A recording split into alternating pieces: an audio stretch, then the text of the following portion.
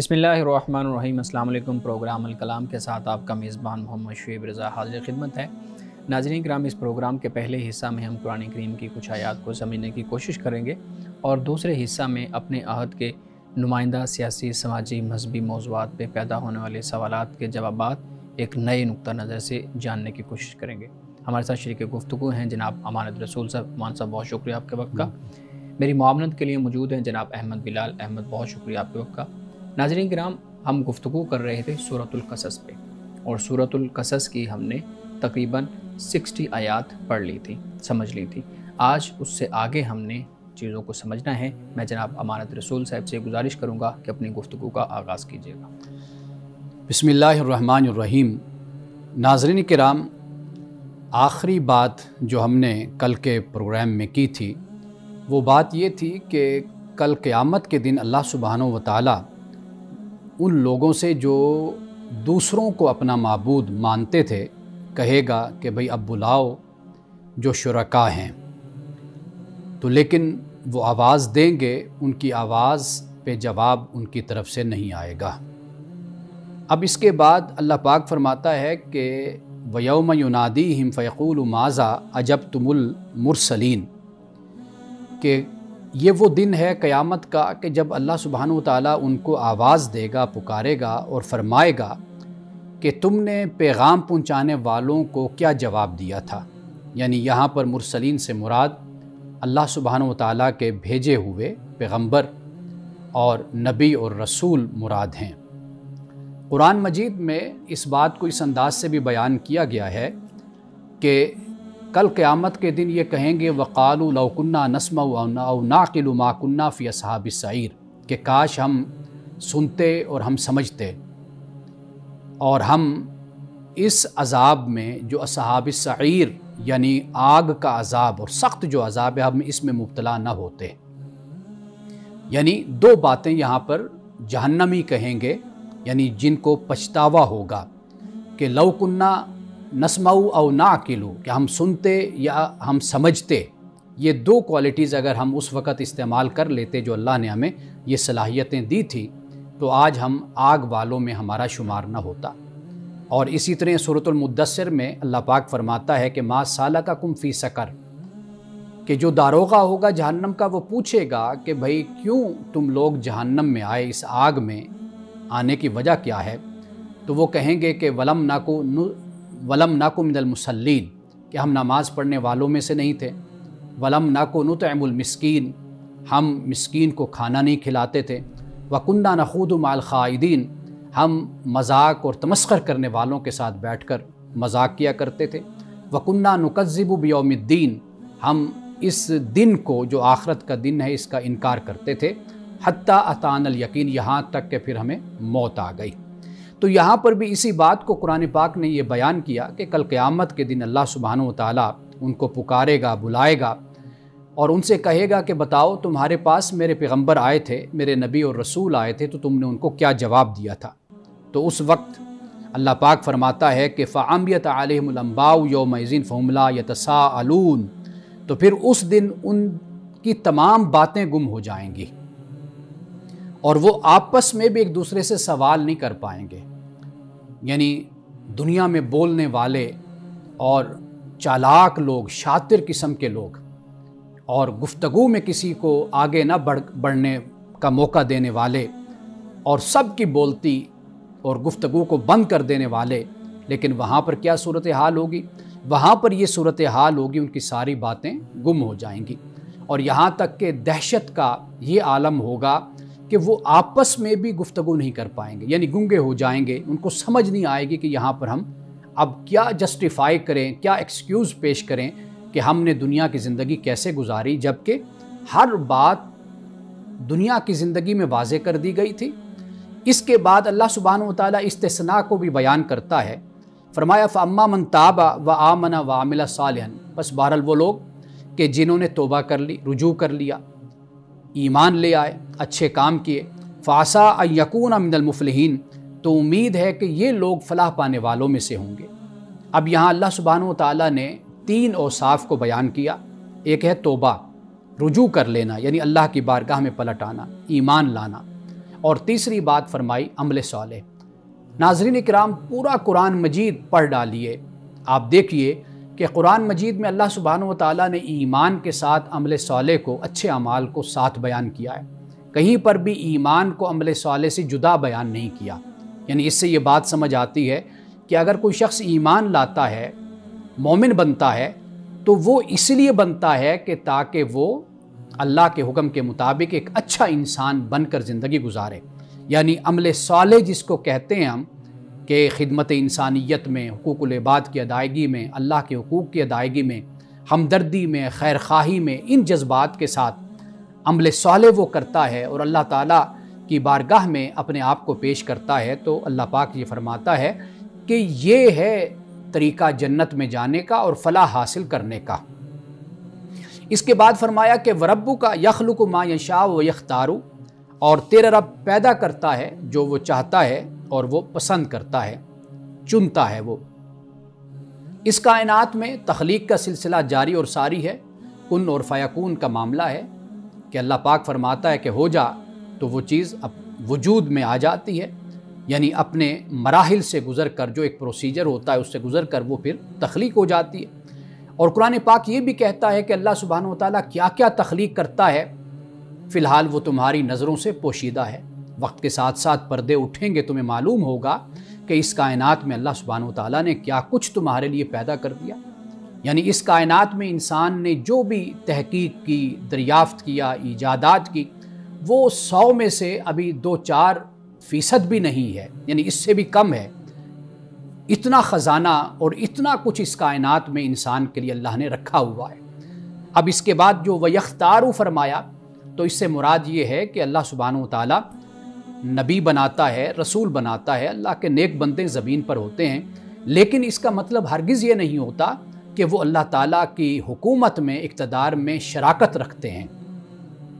یعنی جیسے اللہ کی مخلوق فرشتے ہیں، ملائکہ ہیں، تو ملائکہ ہوں یا کوئی اور اللہ کی مخلوق ہو، انسانوں میں سے کئی انسان بڑے مرتبے کے اور بڑے درجے کے اور بڑے مقام کے لوگ ہوتے ہیں، لیکن وہ اس لیے نہیں ہوتے کہ ان کو معبود بنا لیا جائے، ان کی پوجا شروع کر دی جائے، ان کی اندھی تقلید شروع کر دی جائے، نہیں۔ اللہ سبحانہ و تعالیٰ کی ذات اس کا حق رکھتی ہے کہ صرف اور صرف عبادت اور عبودیت اسی کے لیے ہو۔ تو یہاں فرمایا کہ اللہ پاک جو چاہتا ہے تخلیق کرتا ہے، اور وہ وَيَخْتَارُ، اور وہ پسند کرتا ہے۔ مَا كَانَ لَهُمُ الْخِيَرَةُ، فرمایا کہ ان کے ہاتھ میں کوئی پسند کرنا نہیں، یعنی ان کو یہ اختیار کوئی نہیں حاصل کہ یہ خدا کی خدائی میں شریک ہیں اور شراکت رکھتے ہیں اور ہم منصب ہیں، اور اللہ سبحانہ و تعالیٰ نے ان کو بھی یہ اختیار دے رکھا ہے، یعنی جیسے بارش برسانا ہے، اولاد دینا ہے یا رزق دینا ہے، تو یہ اختیار صرف اور صرف خدا کے پاس ہے۔ آگے فرمایا سبحان اللہ وتعالی عما یشرکون، اللہ پاک اور برتر ہے کس سے، کہ جس کے ساتھ یہ شریک ٹھہراتے ہیں، یعنی جو بت ہیں اور معبودان باطل ہیں، اللہ سبحانہ و تعالیٰ کی ذات ان سے بلند ہے اور اللہ کی ذات برتر ہے۔ آگے فرمایا ربک یعلم ما تکن صدورہم وما یعلنون، کہ تیرا رب جانتا ہے کہ جو کچھ ان کے سینوں میں ہے اور جو یہ ظاہر کرتے ہیں۔ یعنی اللہ سبحانہ و تعالیٰ کے لیے دونوں برابر ہیں، مساوی ہیں، یعنی ایسے ہی اللہ جو ظاہر ہے اس کو بھی دیکھتا ہے، اور اسی طرح جو باطن ہے میں ہے وہ اللہ سبحانہ و تعالیٰ اس کا بھی مشاہدہ فرماتا ہے۔ تو لہٰذا اللہ سبحانہ و تعالیٰ سے کچھ بھی اس کائنات میں چھپا ہوا نہیں ہے۔ اب اس کے بعد فرمایا کہ وَهُوَ اللَّهُ لَا إِلَٰهَ إِلَّا هُوَ، اور وہ اللہ ہے کہ نہیں معبود مگر وہ، وَلَهُ الْحَمْدُ فِي الْأُولَىٰ وَالْآخِرَةِ، اور اسی کے لیے تعریف ہے، حمد ہے دنیا میں اور آخرت میں۔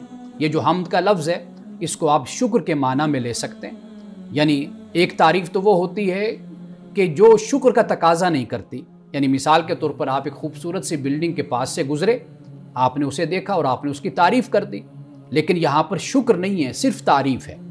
لیکن شکر آپ وہاں پہ کرتے ہیں کہ جہاں پر احسان بھی ہوتا ہے ساتھ، یعنی جس کی آپ تعریف کر رہے ہیں وہ آپ کا محسن ہے، تو تعریف میں بھی شکر بھی شامل ہو جاتا ہے۔ تو لہٰذا لہ الحمد فی الاولیٰ والآخرہ سے مراد یہ کہ اللہ ہی کے لیے حمد ہے، اللہ ہی کے لیے شکر ہے، اللہ ہی کے لیے تعریف ہے۔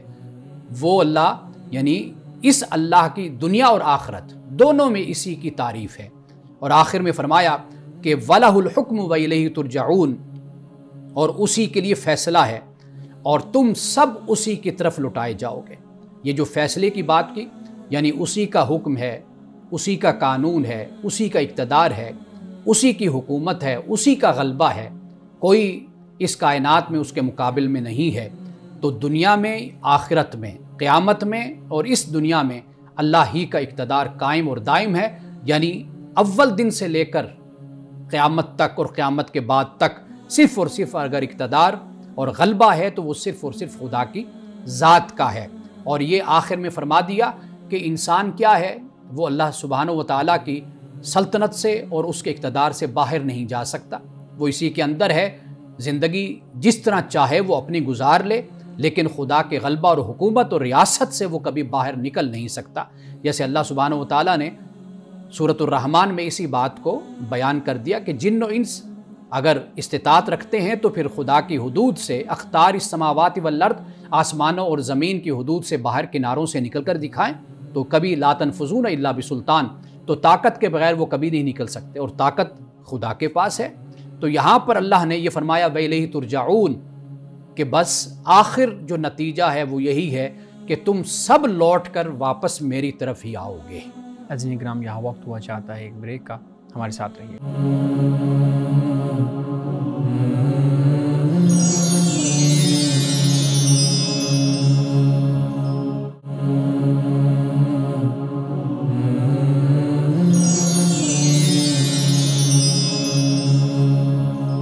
ویلکم بیک ناظرین، امانہ صاحب بہت شکریہ، آپ نے بہت اچھے انداز میں خاص طور پہ آخرت کے معاملات اور جو خدا کے ساتھ لوگ شریک ٹھہراتے ہیں ان کے بارے میں، جو آخرت میں معاملات ہوں گے اس پہ توجہ دلائی۔ امانہ صاحب، ایک جو چیز آخرت کی زندگی پہ جو یقین ہے وہ تو اٹل ہے، اس پہ تو کوئی شک نہیں ہے، لیکن جو حساب و کتاب کا معاملہ ہے اس کے بعد ہمارے یہاں بیان کیا جاتا ہے کہ جنت ہے، دوزخ ہے، یعنی کامیابی ہے، ناکامی ہے، اس کے بعد کیا ہوگا؟ یعنی آخرت کی جو زندگی ہے وہ ہمیشگی والی زندگی ہے یا اس کے بعد بھی دوبارہ سے اسی طرح سے ایک زندگی شروع ہو جائے گی؟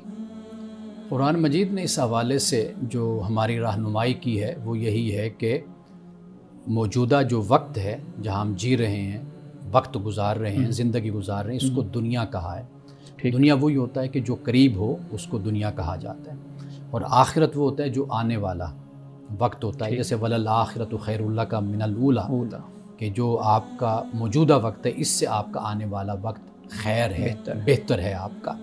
تو لہٰذا آخرت جو ہے وہ اللہ سبحانہ و تعالیٰ نے جو ایک انسان کے حساب و کتاب جہاں پر ہونا ہے، جسے ہم قیامت بھی کہتے ہیں، آخرت بھی کہتے ہیں، یوم الدین بھی اس کو ہم کہتے ہیں، یوم جزا بھی کہتے ہیں، بہت سے الفاظ قرآن مجید نے بھی اس کے لیے استعمال کیے ہیں۔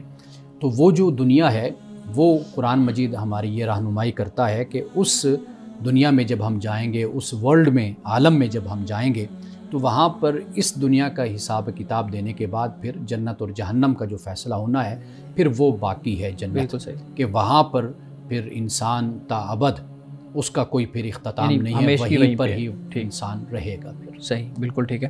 اچھا، ایک اور چیز، جب ہم سزا کی بات کرتے ہیں تو بیان کیا جاتا ہے کہ پھر کل قیامت کے دن خدا کے سامنے جواب دہ ہونا پڑے گا، یا انسان کو اس کے اعمال کا اچھا اور برا بدلہ، یعنی سزا کی صورت میں برا بدلہ ہوگا اور جنت کی صورت میں یا خاص نعمتوں کی صورت میں اچھا بدلہ ہوگا۔ سزا کا مقصد یہ ہوتا ہے، اس کے پیچھے محرک یہ ہوتا ہے کہ اس سے کوئی خیر کا پہلو برآمد ہو۔ انسان کو جب سزا دی جاتی ہے تو اس کے پیچھے بھی یہ خاص نقطہ نظر ہوتا ہے، لیکن جب ہم دیکھتے ہیں کہ قیامت کے بعد کی یا آخرت کے بعد کی جو سزا ہے آخرت میں جو دی جائے گی، اس کے بعد دوبارہ موقع نہیں ہے کوئی بھی انسان کے پاس، جیسے آپ نے ابھی بیان کیا کہ وہ ہمیشگی اس پہ ہوگی۔ تو جب موقع نہیں ہے تو پھر جو سزا کا ایک محرک ہے وہ تو پھر نہ رہا، تو پھر اس سزا کا کیا فائدہ ہے؟ یہ تو ایک غیر عقلی جو ہے نا وہ سزا ہوگی۔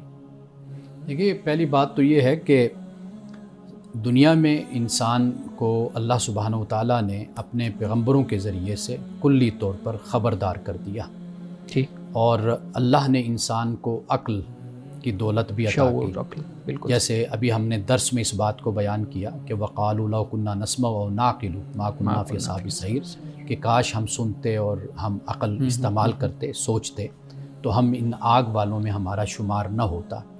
تو جو اللہ کے پیغمبر کی دعوت ہے وہ بالکل کلیئر اور واضح دعوت ہے، اور پھر یہ ہے کہ اس سے پہلے اللہ نے جو عقل کی دولت انسان کو عطا کی وہ اسی لیے عطا کی کہ وہ اللہ کے حکم کو سمجھے اور اس کی فرما برداری کرے، اس پہ عمل تو کرے۔ اللہ سبحانہ و تعالیٰ نے جو یہ کائنات قائم فرمائی، یہ جو اللہ کی ریاست ہے، اللہ کی سلطنت ہے، اب اس کا جو ایک پورا نظام ہے اس کو قرآن پاک نے بیان کیا کہ اس میں انسان کو آخری حد تک یعنی اتمام حجت کر دیا جاتا ہے اور اس کو خبردار کر دیا جاتا ہے۔ تو جب انسان اس کی ناشکری کرتا ہے اور اس کی نافرمانی کرتا ہے اور جب احسان فراموشی کا مظاہرہ کرتا ہے تو اس کے لیے اللہ تعالیٰ نے پھر آخرت میں جو سزا کا تصور رکھا۔ سزا جو ہوتی ہے اس کے بارے میں ہمیشہ یہ بحث ہمارے ہاں ہوتی ہے کہ بحث عمل کے مطابق ہے یا نہیں ہے، اس کو ڈیسائیڈ کرنا بہت مشکل ہوتا ہے۔ صحیح، یعنی آپ کسی بھی سزا پر آپ یہ کہہ سکتے ہیں کہ جی اس نے یہ جرم کیا تو اس کو یہ سزا کیوں ملی، یہ کوئی پیرامیٹر آپ قائم نہیں کر سکتے کسی جرم کی سزا کے لیے۔ یہ انسان کی عقل اس کو طے کرتی ہے، شریعت طے کرتی ہے، دین طے کرتا ہے، وہ بتاتا ہے کہ بھئی اس کی کیا سزا اللہ سبحانہ و تعالیٰ نے مقرر کی یا انسانی عقل یا انسانی تجربہ اس کو ڈیسائیڈ کرتا ہے۔ آخرت کا جو معاملہ ہے، جو آپ نے جس کی طرف آپ نے اشارہ کیا، وہ در حقیقت انجام ہے اس کا کہ دنیا میں اللہ نے پیغمبروں کو بھیجا، ادیان دیے، انسان کو عقل دی، ہر چیز سے اللہ تعالیٰ نے انسان کو لیس کر کے بھیجا، یعنی بار بار یاد دہانی بھی ہوئی، تذکیر اور واعظ اور نصیحت کا معاملہ بھی ہوا، تو یہ اس کی سزا۔ اور اچھا پھر جہنم جو ہے یہ ہمیشہ کے لیے نہیں، سب کے لیے۔ یعنی مثال کے طور پر اگر کوئی فاسق و فاجر ہے، مومن ہے، تو وہ ایک حد تک اپنی سزا کو پاتا ہے، پھر اس کے بعد وہ جنت میں چلا جائے گا۔ تو آخر میں اگر کچھ رہ جائیں گے تو وہ زیادہ تر ایسے ہی لوگ ہوں گے کہ جو پیغمبر کے زمانہ میں تھے اور ان کو پیغمبر کا زمانہ نصیب ہوا، لیکن اس کے باوجود بھی وہ سرکشی اور فرعونیت اور تعصب اور دشمنی اور عداوت اور بغض اور کینہ پر ڈٹے رہے، باوجود ہے کہ ان کے عقل کو باتیں اپیل بھی کرتی تھیں، ان کو سمجھ بھی آتی تھی، لیکن اپنے نفسانی جو جذبات اور احساسات اور خواہشات ہیں ان کی بنیاد پر وہ اللہ کے رسول اور اللہ کے پیغام سے دور رہے اور اپنی خواہشات کی پیروی کرتے رہے، تو یہ پھر ان کے لیے بہت کم تعداد ایسے لوگوں کی پھر جہنم میں رہ جائے گی۔ بالکل ٹھیک ہے۔ اچھا مولانا صاحب، چونکہ ہم ان سوالات کو بھی لیتے ہیں جو نوجوانوں کے ذہن میں پیدا ہوتے ہیں، چاہے وہ ایک ملحد کا کوئی سوال ہے، سیکولر کا کوئی سوال ہے، لادین کا کوئی سوال ہے۔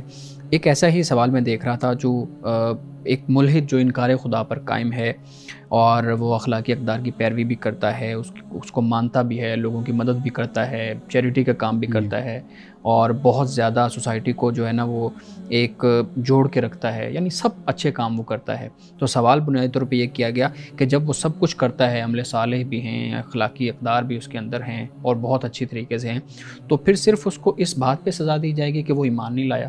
یہ بھی ایک غیر عقلی اور غیر فطری سی چیز لگتی ہے۔ تو یہ بھی ایک سوال ہے جو نوجوان کے ذہن میں آتا ہے۔ اصل آپ نے جو صرف لگا دیا نا ساتھ، کہ صرف، حالانکہ یہ صرف نہیں ہے، یہ آپ کی پوری زندگی کا فلسفہ ہے۔ لیکن وہ پوری زندگی کے معاملات کو تو مان رہا ہے نا۔ جی میں گزارش کرتا ہوں، یعنی پوری زندگی کا فلسفہ ہے، آپ جس کو صرف لگا کر بیان کر رہے ہیں نا، یعنی خدا کو ماننا، یہ بنیادی بات ہے۔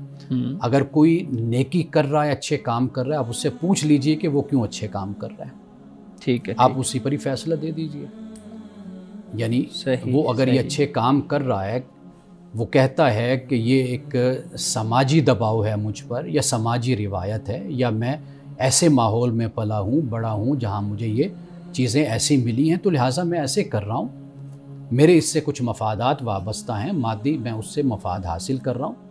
میں اگر کسی کی مدد کرتا ہوں تو میری بھی پھر مدد ہوتی ہے، میری دوستی بنتی ہے، لوگوں کے دلوں میں میری خیرخواہی پیدا ہوتی ہے، ہمدردی پیدا ہوتی ہے۔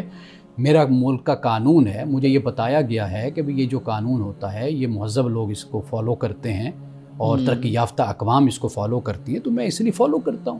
بس سمپل اور سادہ سی بات ہے۔ لیکن اجر اور ثواب جب خدا سے اگر رکھنا ہے کہ جو خالق کائنات ہے، کل قیامت کے دن جس سے ملنا ہے، ملاقات ہونی ہے، اگر اس کی رضا تھی یا وہ پیش نظر تھا یا اس کا حکم پیش نظر تھا، تو پھر تو خدا کے ہاں وہ اس جزا کے حقدار بنتے ہیں۔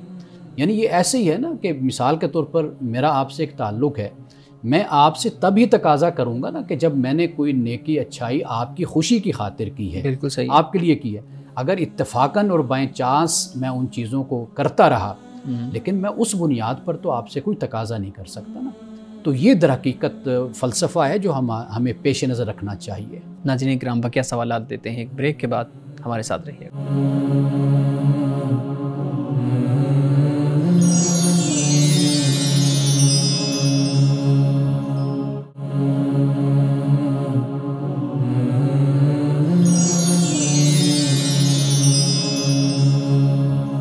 ویلکم بیک ناظرین. ہمارے سے بہت شکریہ.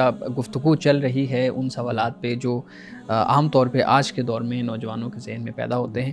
ایک اور اسی طرح کا سوال، اگر یہ دنیا زینت کی جگہ ہے، جیسے ان آیات کے اندر بھی ہم نے پڑھا کہ یہ دنیا زینت کی جگہ ہے، امتحان کی جگہ ہے، تو پھر اللہ رب العزت ایک نابینا کو کیوں پیدا کرتا ہے؟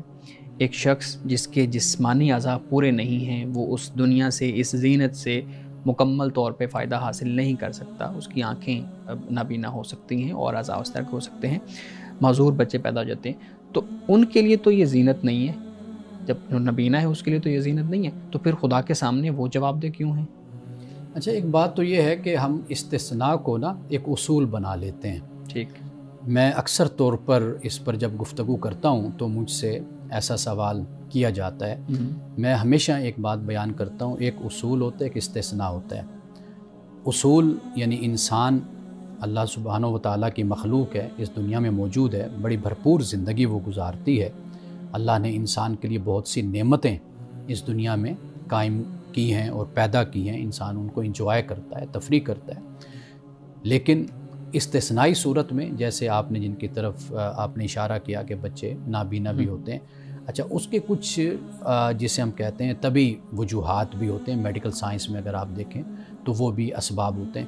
وہ بھی انسانی علم جیسے جیسے ترقی کرتا جا رہا ہے اس کو منیمائز کرتا جا رہا ہے ان مسائل کو. تو یہ چیزیں انسان کے علم کے ساتھ وابستہ ہیں. یعنی مثال کے طور پر دیکھیے کہ آج اس بات کو بیان کیا جاتا ہے کہ جن کی شادی ہو رہی ہے ان کا میڈیکل ٹیسٹ اگر ہو جائے، چند جو ٹیسٹ ہوتے ہیں اگر وہ ہو جائیں تو پتہ چل جائے کہ بھئی اگر وہ مسئلہ ہے تو پھر ان کی شادی نہ ہو، کیونکہ آگے جو اولاد پیدا ہوگی وہ نابینا بھی ہو سکتی ہے، وہ گنگی بھی ہو سکتی ہے، بہری بھی ہو سکتی ہے، کوئی اور مسائل بھی پیدا ہو سکتے ہیں. اب یہ علم آگے بڑھتا چلا جا رہا ہے. اللہ سبحانہ و تعالیٰ کے ہاں انسان سے جو سوال ہونا ہے وہ اس کی استطاعت کے مطابق ہونا ہے.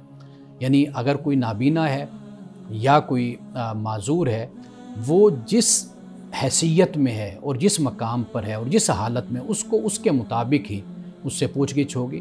اگر وہ دیکھیے مثال کے طور پر اب مشرکین کے جو بچے ہیں وفات پا جاتے ہیں اور صحابہ نے کہا کہ یہ مشرکین کے بچے ہیں، تو لیکن آپ نے فرمایا کہ نہیں، یہ بلوغت سے پہلے جب یہ اپنے ارادے سے، اپنی نیت سے انہوں نے کوئی گناہ نہیں کیا اور یہ چھوٹے بچے تھے، تو فرمایا کہ یہ جنت میں جائیں گے. اب یہ باتیں ہمارے سامنے آتی ہیں تو جس سے ہمیں یہ بات سمجھ آتی ہے کہ انسان ہمیشہ اپنی استطاعت اور اپنی ہمت کے مطابق ہی خدا کے بارگاہ میں جواب دہ ہوگا. اگر کوئی معذور شخص ہے، کوئی نابینا شخص ہے، اس کی جو صلاحیت ہے جس کو وہ استعمال کر رہا ہے، اگر اس کو وہ غلط راہ پر استعمال کرتا ہے تو واضح بات ہے کہ اس سے اس کے بارے میں پوچھا جائے گا. ٹھیک. لیکن مان صاحب یہ جو زینت ہے تو واقعی اس شخص کے لیے زینت ہے، سمجھ بھی آتی ہے کہ جس کے جسمانی اعضاء پورے ہیں، جس کے جسمانی اعضاء ٹھیک ہیں، تاکہ وہ اس سے فائدہ حاصل کر سکے. ایک شخص ہے جو بول نہیں سکتا، جو سن نہیں سکتا، اس کی آنکھیں خراب ہیں، ان کے لیے کیسے زینت ہے؟ دیکھیے قرآن مجید جب زینت کا لفظ استعمال کرتا ہے نا، وہ انسان کی اس سوچ کو اور انسان کے اس رویے کو اصل میں ایڈریس کرتا ہے. وہ یہ ہوتا ہے کہ خوبصورتی اس کائنات میں اللہ تعالیٰ نے پیدا کر دی ہے. یعنی جسے ہم مال کہتے ہیں، جسے ہم حب و شہوات کہتے ہیں، خواتین، عورتیں ہیں، یا والبنین ہیں، بیٹے ہیں، اولادیں ہیں، والقناطیر المقنطرہ قرآن نے کہا جیسے ڈھیر سارا سونا اور چاندی، مال اور دولت، عہدے، منصب، ان میں ایک کشش جو ہے یہ ایک زینت ہے کہ جس کی طرف انسان لپکتا ہے. تو قرآن مجید در حقیقت اس طرف اشارہ کرتا ہے. جو شخص جس سطح پر بھی ہے، آپ دیکھیے کہ اس کے لیے دنیا میں ایک چمک ہے، ایک دمک ہے اور ایک اس کا رجحان ہے. دنیا میں ایک کشش تو ہے نا. آپ دیکھیے اسی دنیا کے لیے تو لوگ آخرت کو بھول جاتے ہیں، اور قرآن پاک نے اسی بات کو کئی جگہوں پر بیان کیا ہے کہ اس عارضی زندگی اور فانی زندگی میں لوگ اتنے مست ہو جاتے ہیں کہ وہ مال و متاع کو جمع کرنے میں، اب آپ سیاست کو دیکھ لیجئے کہ کتنا آپس میں مقابلہ، جھگڑا، لڑائی، اختلاف کیا کچھ ہوتا ہے، تو اس کا مقصد کیا؟ وہ پاور گیم ہے ساری۔ تو یہ در حقیقت قرآن پاک نے اس کو کہا کہ بھئی یہ زینت ہے، یا زخرف کا لفظ بھی کہ جو ایک ملمہ کاری ہوتی ہے کہ اندر کچھ باہر کچھ۔ دنیا کی حقیقت در حقیقت یہی ہے کہ انسان جتنا بھی جو کچھ بھی کر لے، آخر انسان کو اس دنیا سے آگے جانا ہے اور خدا کے سامنے جواب دے ہونا۔ بہت شکریہ بلال صاحب، آپ کے پاس بھی کچھ سوالات ہیں تو پلیز زمانے صاحب کے سامنے۔ جی سر، یہ بتائیے گا کہ وسیلے سے دعا مانگنے کا جو تصور ہے، بہت سے لوگوں کی یہ خواہش ہوتی ہے کہ وہ کسی نہ کسی شخص کا، بزرگ کا، کسی صاحب دربار کا یا پھر کسی نبی کا وسیلہ دے کر اللہ تعالیٰ سے دعا مانگے تو شاید ان کو جلدی وہ چیز مل جائے جس کی وہ دعا مانگ رہے ہیں۔ آپ یہ بتائیں کہ وسیلے سے دعا مانگنا کیسے ہے؟ ہمیں دین یا شریعت کیا حکم دیتی ہے اس بارے میں؟ دعا ہمیں اس طرح مانگنی چاہیے جس طرح اللہ کے پیغمبر مانگتے رہے ہیں۔ جی، تمام پیغمبروں کی دعائیں قرآن مجید میں موجود ہیں، اور خاص طور پر رسول اللہ صلی اللہ علیہ وسلم کی دعائیں ہمیں حدیث میں ہمیں ملتی ہیں۔ آپ دیکھ لیجئے کہ ڈائریکٹ براہ راست خدا سے ہی رابطہ، خدا سے ہی درخواست، خدا کے سامنے گزارش کی ہے۔ تو ہمیں اپنے انبیاء اور خاص طور پر رسول اللہ صلی اللہ علیہ وسلم کی سنت پر ہمیں عمل کرنا چاہیے، اور اللہ کی بارگاہ میں ہمیں خدا سے مانگنا چاہیے، اور ڈائریکٹ ہم خدا سے مانگیں۔ اور اللہ کی ذات اور اس کی دربار اور اس کی بارگاہ ایسی ہے کہ وہاں پر بڑے سے بڑا گناہگار بھی وہاں جاتا ہے تو وہاں دروازے اس کے لیے کھلے ملتے ہیں۔ تو اللہ سے انسان براہ راست اسی طریقے سے مانگے جس طرح قرآن بھی ہماری رہنمائی کرتا ہے، اور جس طرح انبیاء علیہ السلام اور رسول اللہ نے دعا کی۔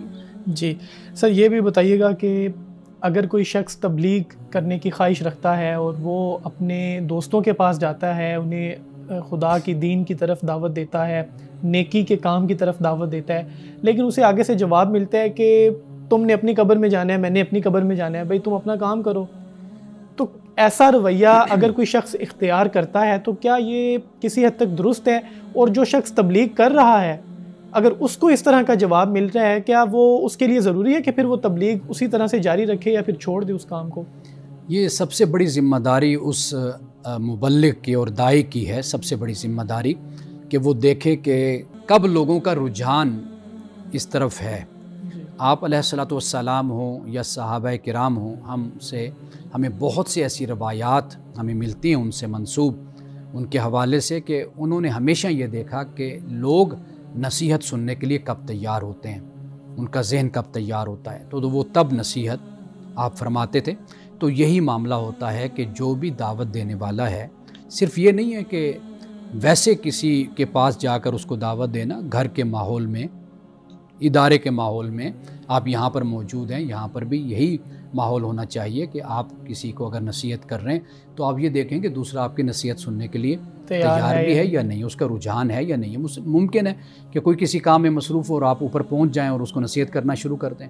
تو میرا خیال ہے کہ یہ جو ایک بے تکلفی کا ماحول ہوتا ہے، ایک دوسرے سے ملنا جلنا ہوتا ہے، اس میں اگر کوئی انسان دوسرے تک اچھی بات پہنچاتا ہے تو اس ماحول کے مطابق انسان کو یہ کام کرنا چاہیے، اگلے بندے کو ڈسٹرب نہیں کرنا چاہیے۔ جی، مجھے اس پہ تھوڑی سی بات کرنا ہے کہ ہم نے دیکھا ہے کہ ہمارے ہاں ایک بہت بڑا طبقہ خاص طور پہ تبلیغ اور نصیحت کو لے کے اپنے معاملات جو ہے نا وہ لوگوں تک پہنچاتا ہے، اور وہ الفاظ استعمال یہ کرتے ہیں کہ آپ دین کے لیے وقت دے دیں یا خدا کے لیے وقت دے دیں۔ اگر وہ ایک مسلم کے سامنے یہ لفظ رکھیں گے تو کیا وہ انکار تو نہیں کر سکتا کہ میں دین کے لیے یا خدا کے لیے وقت نہیں دوں گا؟ وہ تو خوشی سے کھڑا ہو جائے گا۔ لیکن ہم نے دیکھا ہے کہ راستے میں کھڑا کر کے، ہم نے دیکھا ہے کہ مسجد میں زبردستی لوگوں کو بٹھا کے، یا ہم نے دیکھا ہے کہ اسکول کے اندر بچوں کے پاس زبردستی کلاس سے وقت نکال کے وہ نصیحت کرنا اور پھر اس کو جوڑ دینا کہ یہ چونکہ خدا کی ہم بات کر رہے ہیں تو یہ سب سے امپورٹنٹ ہے۔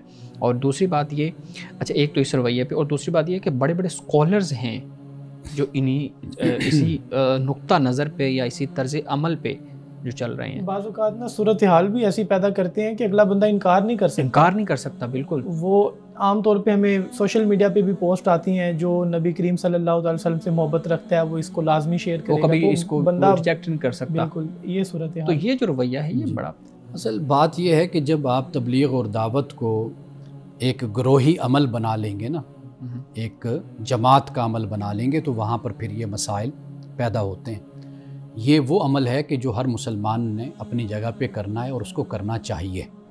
قرآن پاک نے امر بالمعروف والنہی عن المنکر کے جو الفاظ استعمال کیے، امر سے مراد حکم نہیں، مشورہ بھی ہوتا ہے، نصیحت بھی ہوتی ہے، باز بھی ہوتا ہے۔ تو یہ جب آپ ایک گروہ کے فرد بن کر جب آپ سوچتے ہیں تو آپ کو جو تعلیم دی جاتی ہے، آپ کو جو بتایا جاتا ہے، پھر آپ اسی کو اختیار کر لیتے ہیں۔ آپ یہ سمجھتے ہیں کہ بس یہ اب میری ذمہ داری بن گئی کہ دوسرے کو میں ہر صورت میں اس طرف راغب کروں۔ لیکن اگر ہم تھوڑا سا اس کا پھیلاؤ کر لیں، اس طرح دیکھ لیں کہ آپ بھی مسلمان، آپ بھی، میں بھی مسلمان، ہم سب کو کیا حکم ہے؟ وہ یہی ہے کہ ہم اپنے دائرہ کار میں دین کی طرف لوگوں کو بلائیں۔ یعنی مثال کے طور پر ہم گھر میں ہیں تو ہم گھر میں یہ کام کرتے ہیں، ادارے میں ہیں ہم ادارے میں یہ کام کرتے ہیں۔ تو اس کے لیے کوئی ایسی جماعت اور گروہ کی ذمہ داری نہیں بنتی، یہ ذمہ داری ہر مسلمان کی اپنی اپنی جگہ پر بنتی ہے۔ اور تبلیغ اور دعوت کا انداز یہ بھی نہیں ہوتا، پہلے تو ہم نے ایک بات کر لی نا حکمت کے حوالے سے، جی ٹھیک ہے، لیکن اس سے کہیں زیادہ اہم آپ کا اپنا کریکٹر ہوتا ہے، اپنا کردار ہوتا ہے۔ جب آپ دوسرے کے ساتھ ڈیل کر رہے ہیں، دوسرے کے ساتھ چل رہے ہیں، مثال کے طور پر آپ باس ہیں، مثال کے طور پر آپ سینئر ہیں، مثال کے طور پر آپ جونیئر ہیں، آپ سب آرڈینیٹ ہیں، ماتحت ہیں، آپ کا اخلاق، آپ کا کردار، آپ کی گفتار، آپ کا وعدوں کو پورا کرنا، ڈیوٹی ٹائم پورا دینا، دل لگا کے کام کرنا، یہ سارے جو ایکٹیویٹیز اور سرگرمیاں ہوتی ہیں در حقیقت یہ آپ کے اسلام ہی کی آئینہ دار ہوتی ہیں۔ تو لہٰذا میں یہ سمجھتا ہوں کہ جب یہ گروہی عمل بن جاتا ہے نا کسی خاص گروہ کا، تو پھر اس طرح کی مشکلات پیدا ہوتی ہیں کہ جو آپ بیان کر رہے ہیں۔ اگر ہم اسلام کو اپنے اندر، اپنے باطن میں اتارتے ہیں اور اپنے عمل کو اس کے مطابق ڈھال لیتے ہیں تو میرا خیال ہے کہ ہم میں سے پھر ہر مسلمان ہی مبلغ ہوتا ہے، لوگوں کو دعوت دیتا رہتا ہے۔ ناظرین کرام، بقیہ سوالات لیتے ہیں، ایک بریک کے بعد ہمارے ساتھ رہیے گا۔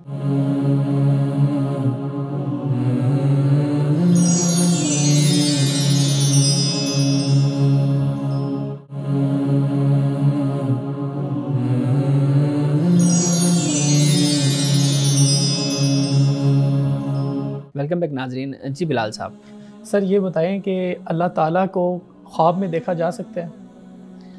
اس کے بارے میں ایک تو بات یہ ہے کہ یہ طے شدہ بات ہے کہ اللہ سبحانہ و تعالیٰ کو دنیا میں انسان نہیں دیکھ سکتا۔ لا تدرک الابصار وہو یدرک الابصار، قرآن پاک نے اس کو بیان کیا۔ آخرت کا ذکر ہمیں قرآن مجید میں ملتا ہے کہ اللہ سبحانہ و تعالیٰ اپنی شان کے مطابق ملاقات کرے گا، دیدار کرائے گا۔ احادیث میں بھی ہمیں اس کا ذکر ملتا ہے۔ تو یہ دنیا کے حوالے سے اور آخرت کے حوالے سے یہ بات تو طے شدہ ہے۔ جہاں تک معاملہ خواب کے حوالے سے، یہ بات بھی بالکل طے شدہ ہے کہ خدا کا عین نہیں دیکھا جا سکتا۔ جی، یعنی خدا کی جو ذات ہے من و عن، جیسے حقیقی طور پر وہ اس کی زیارت نہیں ہو سکتی، لیکن خدا اپنی کسی صفت کا اظہار کر دیتا ہے انسان کی رہنمائی کے لیے، تو وہ اس کا امکان اس کو علماء نے بیان کیا۔ اور بزرگوں نے جب یہ کہا کہ جی ہم نے 99 دفعہ دیکھا اللہ کو، یا کسی نے کہا 100 مرتبہ، کسی نے کہا 70 مرتبہ، تو اس سے مراد پھر یہی لیا جاتا ہے کہ اللہ تعالیٰ نے اپنی کسی صفات کا ظہور یا کسی کو اپنی صفات کی جھلک صفت کی جو ہے وہ دکھائی، تو اس میں انہوں نے پھر یہی کہا کہ بھی ہم نے خدا کو دیکھا۔ تو خدا کے عین کو دیکھنا ناممکن نہیں بلکہ محال ہے، خواب ہو یا خواب سے باہر ہو ہی نہیں سکتا، اور آج سے پہلے ہوا بھی نہیں ہے کبھی۔ بالکل جی۔ اچھا یہ بتائیے گا کہ جادو اگر کوئی شخص سیکھنا چاہیے تو کیا شریعت اس کو اجازت دیتی ہے کہ وہ جادو کی کوئی تعلیم حاصل کر لے؟ اب آج کل یونیورسٹیز میں بھی باقاعدہ ڈپارٹمنٹ بنائے جا رہے ہیں جہاں پہ جادو کی تعلیم دی جاتی ہے۔ دیکھیں دو چیزیں ہوتی ہیں، ایک میجک ہوتا ہے، ایک سوسری جس کو کہا جاتا ہے، سوسر یا سوسری ایسے انگلش میں کرتب جس کو ایک لفظ بولتے ہیں، کرتب وہ ایک علیحدہ چیز ہوتی ہے۔ وہ جو جادو ہے وہ تو کلی طور پر ناپسند کیا جاتا ہے، اس کی تعلیم تو بلیک میجک کی بات کہیں نہیں دی جاتی، اور وہ منفی اثرات اور تخریب کاری کے لیے اس کو استعمال کیا جاتا ہے۔ تو جس تعلیم کی شاید آپ بات کر رہے ہیں وہ ہے کہ جو کرتب یا میجک جس کو کہا جاتا ہے، تو وہ اس کا ہے۔ نہیں، آج کل بلیک میجک کی بھی تعلیم دی جاتی ہے، باقاعدہ سکھائے جاتے ہیں کس طرح سے کالے جادو کے ذریعے آپ جو بھی وہ کر سکتے ہیں جو اپروچ میں ہے۔ تو کئی لوگ اس کا اچھا استعمال بھی کرنا چاہیں گے اور کئی اس کا برا استعمال بھی کرنا چاہیں گے۔ اس کا اچھا استعمال کیسے ہو سکتا ہے؟ مطلب ایک چیز بری ہے، اس کا اچھا استعمال کیسے ہو سکتا ہے؟ دیکھیے یہ جو نفسی علم ہے، یہ جو مہارت ہے جو انسان حاصل کرتا ہے، اب یہ دیکھا جاتا ہے نا کہ وہ کس طرح حاصل کیا جا رہا ہے. اب نام پر آپ نہ جائیے نا، آپ یہ دیکھیے کہ وہ بنایا کیسے جا رہا ہے، اس کی تخلیق کیسے ہو رہی ہے اور اس کا کنٹینٹ کیا ہے، کنٹینٹ کیا ہے. اگر وہ آپ دیکھتے ہیں کہ اس میں کسی طرح کوئی حرمت نہیں ہے، کوئی ممانعت نہیں ہے، کوئی ناجائز کام نہیں ہے، نہ اخلاقی حوالے سے نہ مذہبی حوالے سے، یعنی جیسے بت پرستی کا معاملہ ہوتا ہے، یا پھر یہ ہوتا ہے کہ کوئی اخلاقی خرابی اس کے اندر موجود ہوتی ہے جیسے ہم کتابوں میں پڑھتے بھی ہیں، تو وہ جو صورت بنتی ہے تو واضح بات ہے کہ اس کو ہم ناجائز اور حرام کہیں گے. اگر وہ چیز نہیں ہے تو وہ پھر وہی کچھ بن کر رہ جاتا ہے، اس کی صورت اور بن جاتی ہے، وہ پھر اس کو ہم ناجائز نہیں کہیں گے. کچھ خواتین آج کل عامل بابوں کے پاس جاتی ہیں نا، تو وہ کہتی ہیں کہ کوئی ایسا طریقہ بتائیں کہ میں اپنے ہسبینڈ سے زیادہ قریب ہو جاؤں، ہماری آپس کی محبت بڑھ جائے. تو اب یہ تو ایک جائز چیز ہے نا کہ وہ کہہ رہی ہے کہ میرے ہسبینڈ سے محبت میں اضافہ ہو. دیکھیں یہ اس کا تقاضا ہے، یہ جائز ہے. ممکن ہے کہ عامل جو طریقہ اختیار کرے وہ ناجائز ہو، وہ راستہ جو اس کو حرام ہو جس کو وہ بتائے. تو گویا کہ ہم یہ چیز دیکھیں گے کہ اس میں جائز اور ناجائز کی جو صورت ہے، جیسے میں نے آپ کو بتایا کہ بہت سی چیزوں میں اخلاقی خرابیاں بھی آ جاتی ہیں، اس طرح کے واقعات بھی بڑے ہم سنتے ہیں اور کتابوں میں بھی بیان ہوتے ہیں، ہم اس پہ نہیں بات کرتے. اور اسی طرح دوسرا یہ ہوتا ہے کہ جیسے جادو کرنا ہے تو کسی کی جان لے کر جادو کرنا ہے، بالکل کسی بچے کی، کسی بڑے کی. یہ جو انداز اور طریقے ہیں، واضح بات ہے کہ اس پر کوئی اختلاف نہیں ہے کہ یہ تو ناجائز اور حرام ہے. سر اگر کوئی شخص خودکشی کرنے کا کوئی ارادہ کرے اور اس کو ضرورت محسوس آ رہی ہے کہ وہ کسی نہ کسی اب سائیکالوجسٹ سے ملے، لیکن وہ کسی کے پاس بھی جاتا ہے تو الٹا اس کو ایسا ہی محسوس ہوتا ہے کہ جیسا میرا اس دنیا میں آنا ہی بالکل یعنی ایسا ہے کہ میں شاید دنیا کے لیے پیدا نہیں ہوا لیکن مجھے زبردستی بھیج دیا گیا ہے. وہ دنیا کی کسی بھی چیز سے مطمئن نہیں ہو رہا، نہ اسے کوئی ایسی کتاب، قرآن یا کوئی اور مذہب اسے مطمئن کر رہا ہے. اب کیا کرتا ہے کہ وہ خودکشی کر لیتا ہے، یعنی اس کی نفسانی کیفیت اتنی خراب ہو جاتی ہے کہ وہ خودکشی کر لیتا ہے. کیا وہ شخص بھی ہمیشہ جہنم میں رہے گا، اور جس طرح ہم سنتے ہیں کہ جس طرح سے اس نے خودکشی کی وہی طریقہ اس پر ہوتا رہے گا اور وہ قیامت تک ویسے ہی رہے گا؟ اس بارے میں وضاحت کیجیے گا. اچھا، ایک بات تو یہ ہے کہ جو احادیث رسول صلی اللہ علیہ وسلم میں ہمیں ذکر ملتا ہے وہ یہ ہے کہ انسانی جان کی حرمت ہے. آپ کی زندگی، میری زندگی جو ہے یہ اللہ کی امانت ہے اور ہم اس کو نہیں لے سکتے، یعنی یہ اللہ نے دی ہے، وہی اس کو واپس لے گا. یعنی یہ روح، یہ جان، یہ زندگی یہ خدا کی دی ہوئی ہے. تو لہٰذا جب انسان اپنی جان کو لیتا ہے، یعنی خودکشی کرتا ہے، تو اس کی جو شناعت ہے، یعنی اس کی جو سنگینی ہے اس جرم کی، اس گناہ کی، در حقیقت اس حدیث کے ذریعے سے اس کو واضح کیا گیا، بیان کیا گیا ہے. تو لہٰذا اگلی جو بات آپ بیان کر رہے ہیں وہ یہ ہے کہ اللہ سبحانہ و تعالیٰ کے ہاں جب وہ شخص جائے گا، خدا واقف حال ہے، وہ جانتا ہے کہ میرے بندے نے یہ کام کیوں کیا ہے. تو اس بات کا یقین ہے، اللہ سے یہی امید ہے کہ اس کے ساتھ جو معاملہ ہوگا وہ اس کے حال کے مطابق ہوگا. اگر وہ اس بیماری میں، اس مرض میں اور اس کیفیت میں اور نفسیاتی مرض میں وہ خدا کے پاس پہنچا ہے تو اللہ تعالیٰ اس کے ساتھ نرمی کا معاملہ فرمائے گا. وہ رحیم و کریم ہے، وہ اس کا معاملہ تو خدا کے علم میں ہے، تو وہ خدا اس کے مطابق دیکھے گا. مولانا صاحب آج کی حدیث مبارکہ بیان کیجیے. حضرت ابن عباس رضی اللہ تعالیٰ عنہما سے یہ روایت ہے کہ فرماتے ہیں رسول اللہ صلی اللہ علیہ وسلم نے فرمایا کہ تمہارا رب کہتا ہے مجھے میری عزت اور جلال کی قسم، میں ظالم سے بدلہ لوں گا جلدی یا تاخیر سے، اور اس سے بھی ضرور انتقام لوں گا جس نے مظلوم کو دیکھا لیکن قدرت ہونے کے باوجود اس کی مدد نہ کی. یہاں پہ اللہ سبحانہ و تعالیٰ اپنی عزت اور اپنے جلال کی قسم کھاتا ہے اور فرماتا ہے کہ دو بندے ان سے میں انتقام لوں گا. ایک وہ جو ظالم ہے، دوسرے کے ساتھ زیادتی کرتا ہے، ظلم کرتا ہے. دوسرا وہ شخص کے دیکھ رہا ہے کہ یہ اس کے ساتھ زیادتی ہو رہی ہے، اس کے ساتھ ظلم ہو رہا ہے، لیکن خاموش رہتا ہے، اس مظلوم کی کوئی مدد نہیں کرتا. تو یہاں پہ ہمارے لیے یہ تعلیم ہے کہ پہلے تو ظلم نہیں کرنا چاہیے، اور دوسری بات یہ ہے کہ اگر کوئی ظالم ہو تو پھر اس کے ہاتھ کو پکڑنا چاہیے. ناظرین کرام، اس دعا کے ساتھ اپنے پروگرام کا اختتام کریں گے. اللہ رب العزت حسن کلام اور تاثیر کلام عطا فرمائے، ہماری زبان کے گروں کو کھول دے اور سننے والوں تک خیر کا پیغام پہنچے. اجازت دیجیے، خدا حافظ.